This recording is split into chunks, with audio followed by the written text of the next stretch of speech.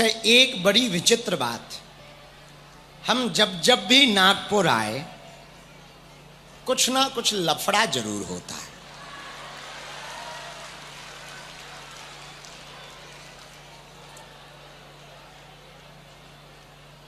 इस बार परसों हम पहुंच गए थे राष्ट्रीय स्वयंसेवक संघ के सरसंघ संचालक जी के संकल्प से भारत दुर्गा माता मंदिर का भूमि पूजन था। उसमें जब हम पहुंचे तो बड़े गणमान्य संतों की उपस्थिति थी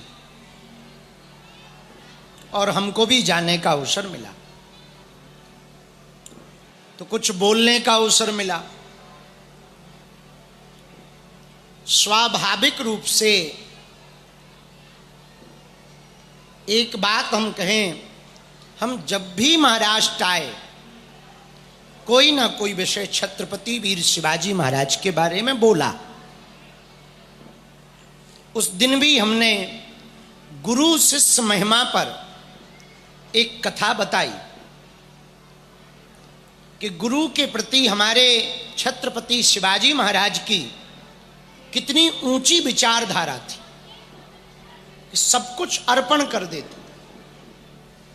हमने अपने शब्दों में कहा, जो हमारी भाषा है उन शब्दों में बोला। उन शब्दों का अर्थ का अनर्थ बनाकर बहुत लोगों ने छत्रपति वीर शिवाजी महाराज की अवमानना मान लिया कि हमने अपमान किया, अवमानना की। एक बात हम व्यासपीठ से पहले ही निवेदन करें, जिनके हिंदवी स्वराज्य की स्थापना को पढ़कर हमने हिंदू राष्ट्र का संकल्प लिया हो, भला उनका अपमान हम कर सकते हैं?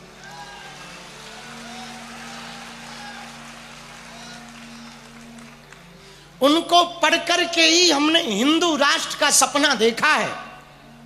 उनके संकल्प को पढ़कर के ही हमने हिंदू राष्ट्र के लिए कदम बढ़ाया है। उनको पढ़कर, उनको जी करके ही हमने पदयात्राएं की हैं, तो भला हम उनका अपमान कर सकते? और इस भारत में रहने वाला व्यक्ति जो छत्रपति वीर शिवाजी का अपमान करे, क्या वो भारतीय हो सकता? क्या वो हिंदू हो सकता? अरे, हमारे द्वारा अपमान तो दूर की बात है, स्वप्न में हम सुन भी नहीं सकते, कहना तो बहुत दूर की बात। जिनके ऊपर संतों की कृपा हो, जो हमारे हिंदुओं के सिरमौर हैं, हिंदुत्व के प्रखर प्रणेता हैं, पर बहुत लोगों ने इस बात को तूल 2 दिन में पकड़ाकर कहां से कहां पहुंचा दिया। हम उनसे प्रार्थना करेंगे, आपको यदि दुख पहुंचा तो ये हमें बहुत कष्ट हो रहा कि हमारी बातों से आपको दुख पहुंचा। हम उसके लिए बहुत ही अपने मन में खेद व्यक्त कर रहे हैं कि आपको कष्ट पहुंचा। और विचित्र बात यह है कि हम भी छत्रपति शिवाजी को मानते हैं, आप भी छत्रपति शिवाजी को मानते हैं। जितने भी मराठा हैं, हम उनसे कहेंगे, हमारा और आपका आपस में भला एक दूसरे की खींचातानी करेंगे तो कैसे हिंदू राष्ट्र होगा? फिर भी आपको लगा कि ऐसा कोई बात या वक्तव्य कहा तो हम क्षमा प्रार्थी हैं। आप बड़े हैं, मराठे हमारा है, महाराष्ट्र हमारा है, भारत हमारा है, छत्रपति शिवाजी हमारे हैं। हम तोड़ने नहीं आए हैं, हिंदुओं को जोड़ने आए।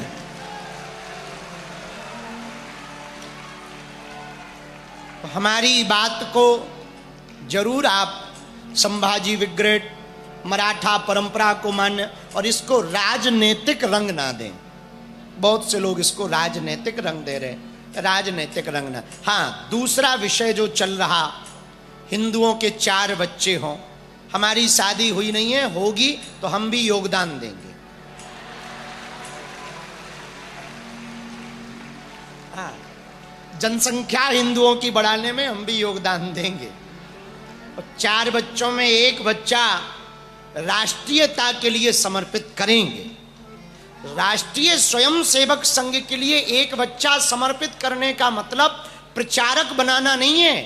आर्मी में भेजो, कलेक्टर बनाओ, डॉक्टर बनाओ, मास्टर बनाओ, नेवी में भेजो, जल सेना, वायु सेना, थल सेना, किसी भी एक देश के लिए अपने बच्चे को समर्पित करो, ये हमारा उद्देश्य है।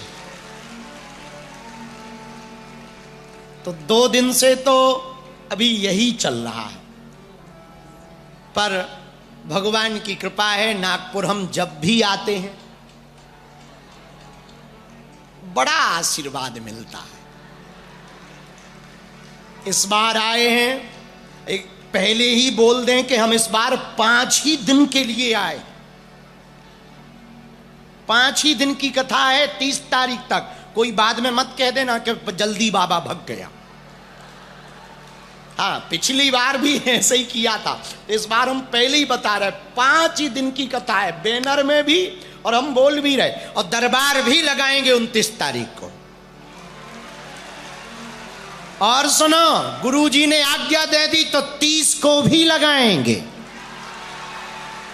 हाँ, यदि सन्यासी बाबा ने आज्ञा दे दी तो।